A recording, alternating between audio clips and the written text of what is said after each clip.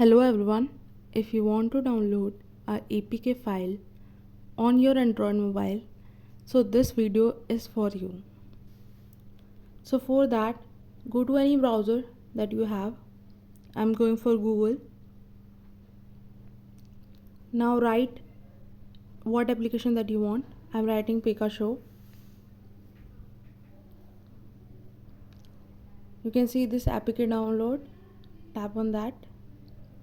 Now go to this website. Scroll down and you can find the download option here.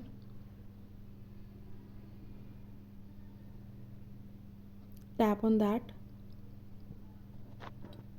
and you can see I have already downloaded this application, so I'm downloaded it again, and you can see the application is downloaded. You can open it and use it. Hope you like it.